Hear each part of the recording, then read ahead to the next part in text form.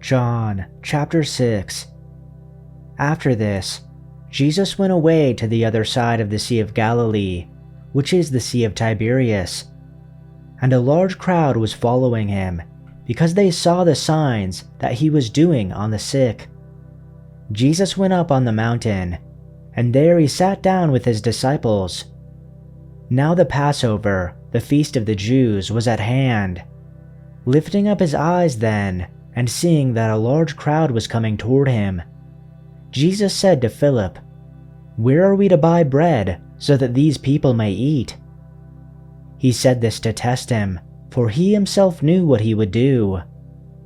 Philip answered him, 200 denarii worth of bread would not be enough for each of them to get a little. One of his disciples, Andrew, Simon Peter's brother, said to him, "There is a boy here who has 5 barley loaves and 2 fish, but what are they for so many?" Jesus said, "Have the people sit down." Now there was much grass in that place, so the men sat down, about 5,000 in number. Jesus then took the loaves, and when he had given thanks, he distributed them to those who were seated. So also the fish, as much as they wanted. And when they had eaten their fill, he told the disciples, "Gather up the leftover fragments, that nothing may be lost."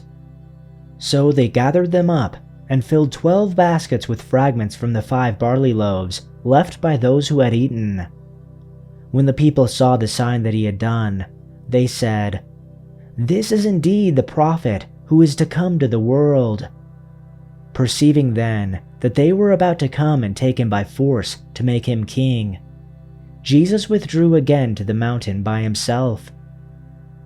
When evening came, his disciples went down to the sea, got in a boat, and started across the sea to Capernaum. It was now dark, and Jesus had not yet come to them. The sea became rough because a strong wind was blowing. When they had rowed about 3 or 4 miles, they saw Jesus walking on the sea and coming near the boat, and they were frightened. But he said to them, "It is I, do not be afraid." Then they were glad to take him into the boat, and immediately the boat was at the land to which they were going. The next day, the crowd that had stayed on the opposite shore of the lake realized that only one boat had been there, and that Jesus had not entered it with his disciples, but that they had gone away alone.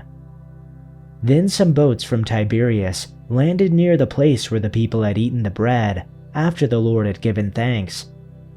Once the crowd realized that neither Jesus nor his disciples were there, they got into the boats and went to Capernaum in search of Jesus.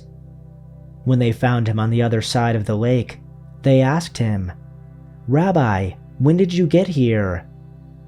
Jesus answered, "Very truly I tell you, you are looking for me, not because you saw the signs I performed, but because you ate the loaves and had your fill. Do not work for food that spoils, but for food that endures to eternal life, which the Son of Man will give you. For on him God the Father has placed his seal of approval." Then they asked him, "What must we do to do the works God requires?" Jesus answered, "The work of God is this, to believe in the one he has sent." So they asked him, "What sign then will you give, that we may see it and believe you? What will you do? Our ancestors ate the manna in the wilderness, as it is written, 'He gave them bread from heaven to eat.'" Jesus said to them, "Very truly I tell you, it is not Moses who has given you the bread from heaven, but it is my Father who gives you the true bread from heaven. For the bread of God is the bread that comes down from heaven and gives life to the world." "Sir," they said, "always give us this bread." Then Jesus declared, "I am the bread of life. Whoever comes to me will never go hungry, and whoever believes in me will never be thirsty. But as I told you, you have seen me, and still you do not believe. All those the Father gives me will come to me, and whoever comes to me, I will never drive away. For I have come down from heaven, not to do my will, but to do the will of him who sent me.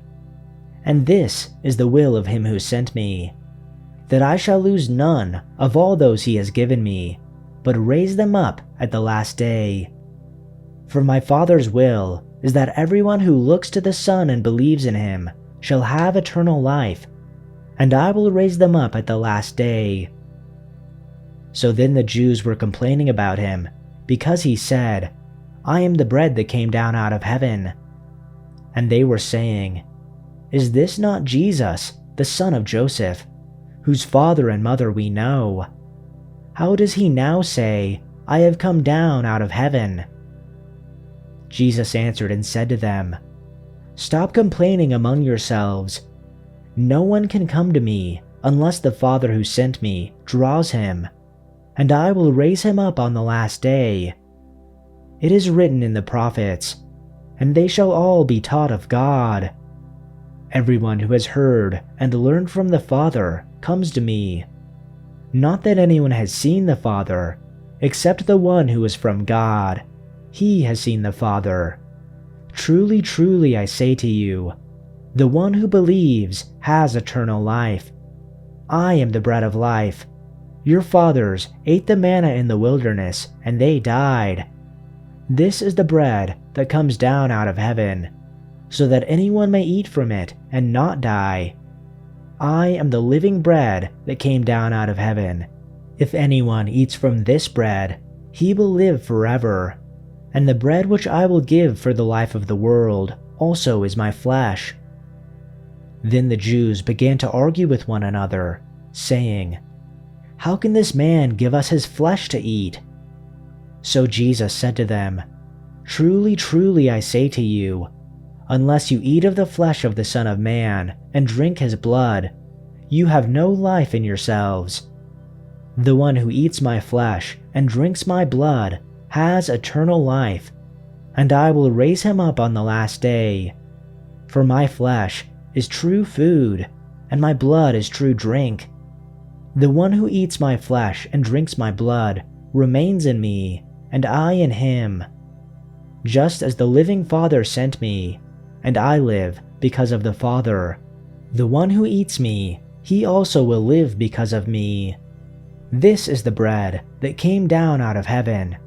Not as the fathers ate and died, the one who eats this bread will live forever." These things he said in the synagogue as he taught in Capernaum. So then, many of his disciples, when they heard this, said, "This statement is very unpleasant. Who can listen to it?" But Jesus, aware that his disciples were complaining about this, said to them, "Is this offensive to you? What then if you see the Son of Man ascending to where he was before? It is the Spirit who gives life. The flesh provides no benefit. The words that I have spoken to you are spirit and are life. But there are some of you who do not believe." For Jesus knew from the beginning who they were who did not believe, and who it was who would betray him.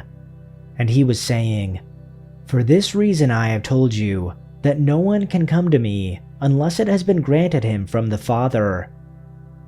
As a result of this, many of his disciples left and would no longer walk with him. So Jesus said to the 12, "You do not want to leave also, do you?" Simon Peter answered him, "Lord, to whom shall we go? You have the words of eternal life, and we have already believed and have come to know that you are the Holy One of God." Jesus answered them, "Did I myself not choose you, the 12, and yet one of you is a devil?" Now he meant Judas the son of Simon Iscariot, for he, one of the 12, was going to betray him.